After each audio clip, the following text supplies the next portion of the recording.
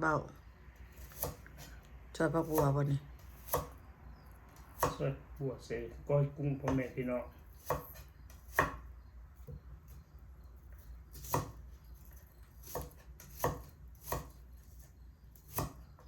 โอ้ยน้ำตาออกเลย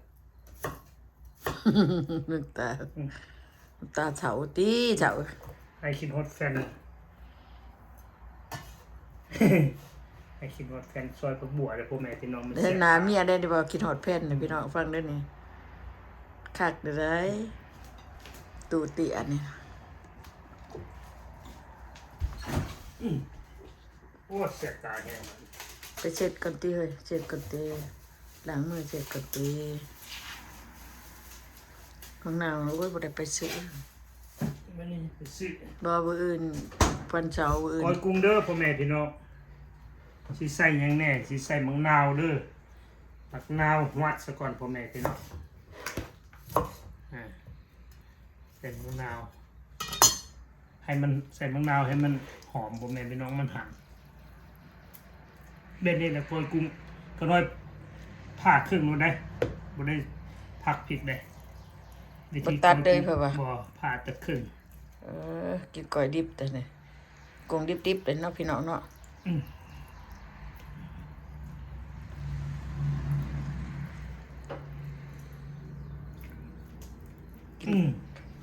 บ่ได้เอามาเฮ็ดอันนั้นกินเนาะเท่าเนาะซูชิแพนก็มี หั่นมะนาวซะก่อนเด้อพ่อแม่พี่น้อง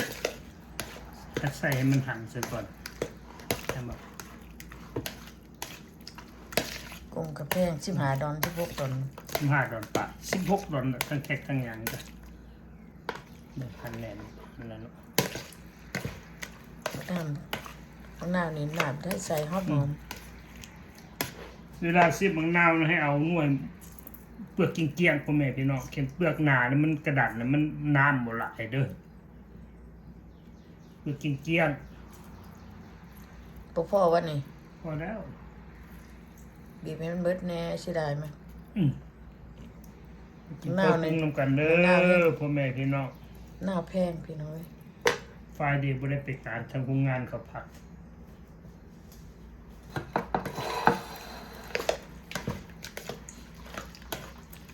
ให้มันเข้าน้ำส้มก่อนติบอกเกลือใส่จักหน้อยมันหัน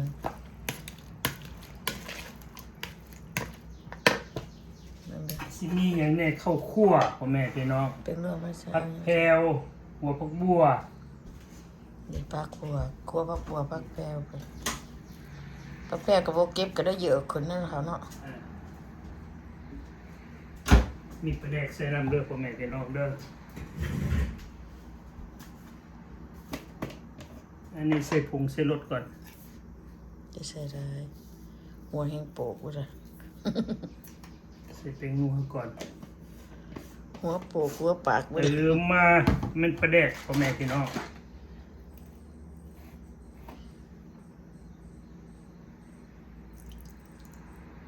จะใส่อะไรเอ้ยเข้มแล้วบัดนี้บ่ใส่บวงเด้อ สามมา ตัว น้ำมันหอยด้วยพ่อแม่พี่น้องเด้อถ้าขาดตัวนี้บ่แซ่บเลยพ่อแม่พี่น้องน้ำมันหอยก็น้อยใส่กระตุกเมียนนี่แหละน้ำมันหอยนิดนึงเพิ่มเป็นสีสัน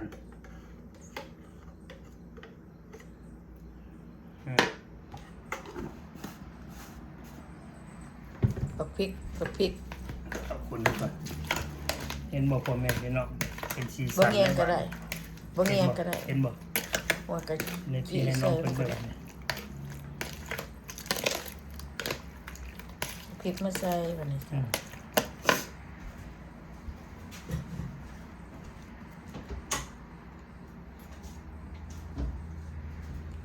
เกาะมันนี่นะ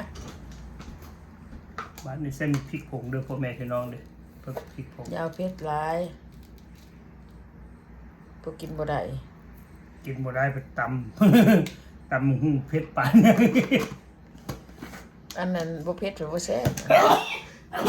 เอา โอ้ยขอโทษพ่อแม่พี่น้องคือควันมาพริก ก็มีน้ำมา คอยกุ้งมันกันแล้วนี่เลย น้ำมังหน้า ถ้าขาดน้ำก็คือขาดใจ ก็กลัวบัดนี้ บ้านนี้ข้าวคั่วเด้อพ่อแม่พี่น้องเด้อ เอาบ่วง ชิมบิ่ เอาบ่วง รสชาติ นั้นใส่จ้ะบ่วงแห้งบ่วงแห้งใส่ตักบ่วงแห้ง ใส่เบิดนี่แหละ โอ้มันบ่หลายพุ่นบ่นี่ ใส่ข้าวคั่วเด้อพ่อแม่พี่น้องเด้อนี่เด้อ ปลาเต้า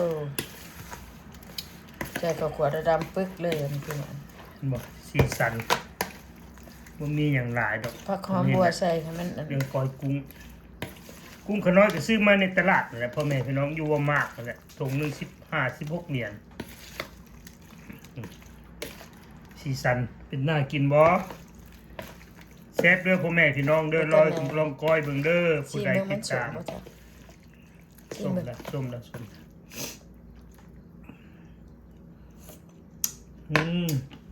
แซ่บบ่จังหวะ โคกตำข้าวคั่ว บาดนี้เอายังใส่บาดนี้ผักหอมบัวเด้อบาดนี้พ่อแม่พี่น้องต้องเอาผักหอมบัวลงก่อนผักหอมต้องลงน้ำดังได้ตัวเป็นบาดเลยนะที่ตาเฮาใส่ผักหอมพร้อมกันแล้วเวลาเฮาก้อยแล้วมันมากเบิดแหละผักหอมมันยุบเบิดแหละมันน่าสิ น่าสิเอาผัก บ่น่ากิน เอามาใส่น้ำ มัน จะ คือ ห ผักต้มนี่ล่ะพ่อแม่พี่น้อง ผักหอมเสริมมันขาข้าวไปเก็บเอาวันมันอ่อนพุ่นเบื้องนั้นพุ่น มันได้ใส่ตัวเป็นหัวเด้ใส่พวกบัวเด้พ่อแม่พี่น้องไม่ได้ใส่หัวมันซอยเลยหรอก ชิมพอดีได้บ่ครับ เห็นบ่สีสันสวยงาม ชิมต่อให้มันดูเลยอยากเห็น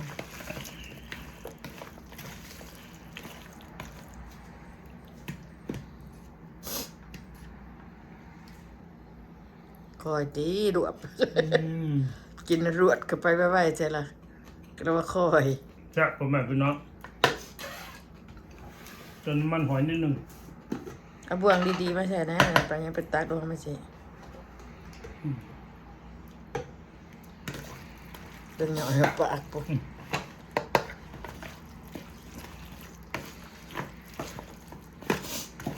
ก้อยกุ้งสดบ่สดดอก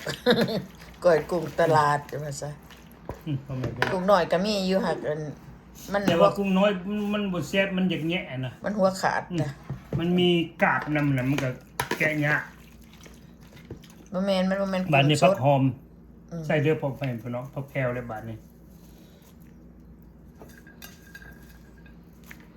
ก็แผ่วก็งามนะพี่น้องยอดใหญ่ๆอย่างเงี้ย บ่ได้ใส่ฝุ่นใส่ปุ๋ยเนื้อใส่แต่เป็นงัวหดพ่อแม่พี่น้องเอากินได้มันปลอดภัยเอากินเนาะ ไปบอกบักทั่วซอยใส่ว่าดิ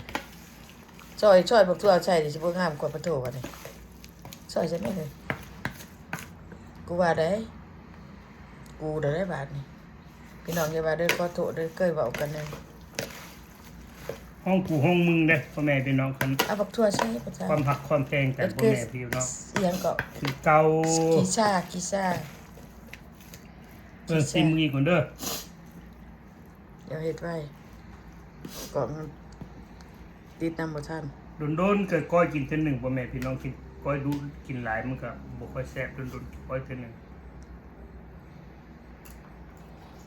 กระดาษชิมได้จนสิอิ่มพี่น้องชมเลย หรือ งับมาไปฉุดไปห่วย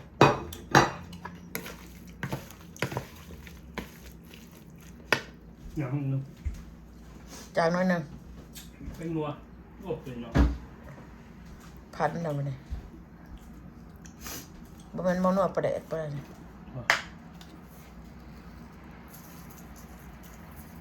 นัวแป้งนัวพี่น้องอันนี้เนาะโอ้คนมันอันมันเปื่อยนะ มากินน้ำกันเด้อ FC เด้อก้อยกุ้งปั่นกินมานี่วันพักมานี่ทางโรงงานต่อพักไฟเดย์บ่ได้ไปลาด คน ไป แต่ ตา ค ม นมาให้มันเปื่อยเป็นพง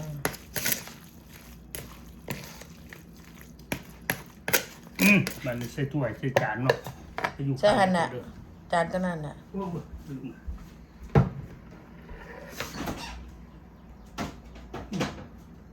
เมียนำมูนี่ก่อนเมียนไปเด็กเป็นหัวสุกก่อน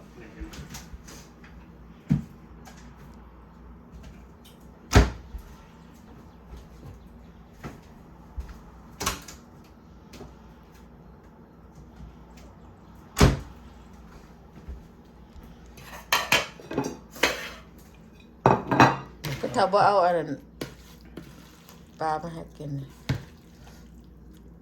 ต้องตักใส่จานเลยพ่อแม่พี่น้องพอดีได้จานหนึงซื้อมาถุงหนึงกิน2เทื่อเนาะสองเทื่อนี้เนาะ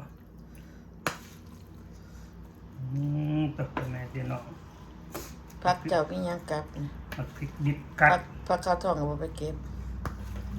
เดี๋ยวกลับมันใส่เบิดหันแล้วสุเอาใส่เบิดหันน่ะ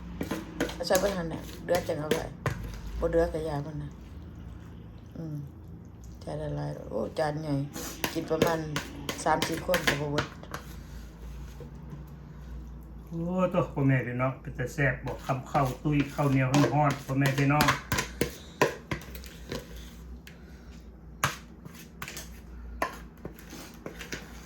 เสร็จแล้วมันเบิดในซามน่ะ เปิดแล้ว นัวได้อค่ะที่ได้มันน้ำนัว เห็นบอกพ่อแม่พี่น้องแซ่บไปดีเลยบ่แม่นตั้งเว้าเลยมันพริกดิบมาหยองเนาะ มาใส่นะแม่ก็ยังเผาด่างซอยก่อน เฮ้ย เอาใส่ก่อนเอาพริกอันหน่อยหนึงพริกใหญ่ก็ได้แม่เอาพริกก่อนนะเก็บไว้ถุงมันยังมีอะไรใส่มันตั้งหลายถุงชุบหน่อยดิบหน่อยชุบหน่อยดิบหน่อยชุบน่ะมันงามเอาหน่อยชุบมาใส่ไปต่อน่ากินบ่ตาเจี๊ยะบ่จ้าน่าเจี๊ยะบ่จ้า จานหนึง เป็นร้อย 400 บาท เป็นเงินบาทพ่อแม่พี่น้อง400 บาท มีคนสิซื้ออยู่บ่นี่400 500 มีแล้ว มีดอก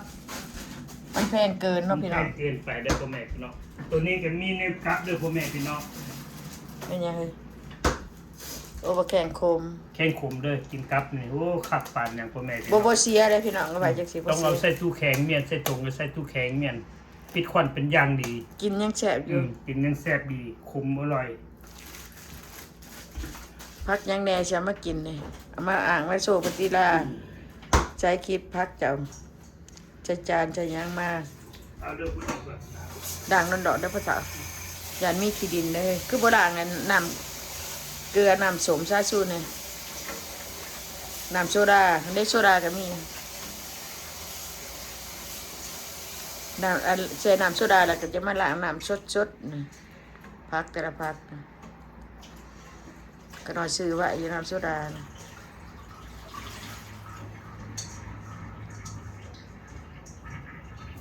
เพราะว่าเดี๋ยวนี้คนสิมาอันนั้นเจ็บท้องย้อนโรคระบาดเจ็บท้อง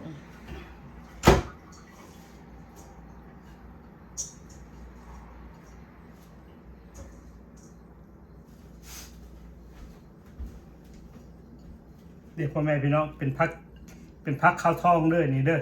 ตั้งบ้านก็น้อยห้องเป็นพักข้าวทองอันนี้แต่ละเขตบางคนก็เขาก็ห้องพักเก็ดหอยเลยพ่อแม่พี่น้อง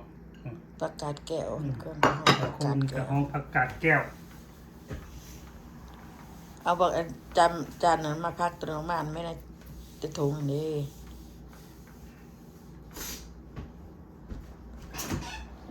มีบักตัวมีบักเขือได้ถุง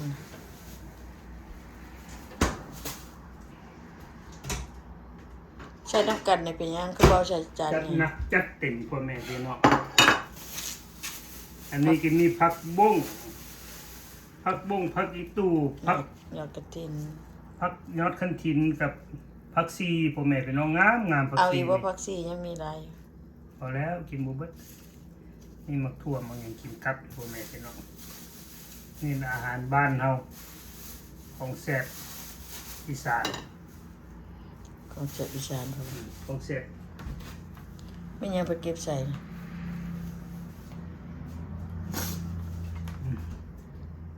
โอเคพี่น้อง โอเคเด้อพ่อแม่พี่น้องติดตามขอมุกขอบใจ FC ทุกตัวหน่ายเนาะท่านพี่น้องนิวยอร์กก็มากินน้ำกันเด้อก้อยกุ้งมื้อนี้กันนั่งน้าสาวก็มากินข้าวมังโกเด้อลูกหลานบ่ว่าอยู่ไสเนาะคือเป็นพี่เป็นน้องกันฮักแพงกันพ่อแม่พี่น้องฮักกันไว้ดีกว่าสั่งกันเพิ่นว่าพี่น้องทั้งฝั่งลาวฝั่งไทยต่างประเทศนำเด้อทุกรัฐทุกเมืองละมากินก้อยกุ้งนำกันมื้อนี้ซ่องของป้าไพวันเด้อเพิ่นก้อยกุ้งปั่นกินมื้อนี้ปั่นพี่ปั่นน้องกินโอเคอยู่ดีแม่งบ๊ายบาย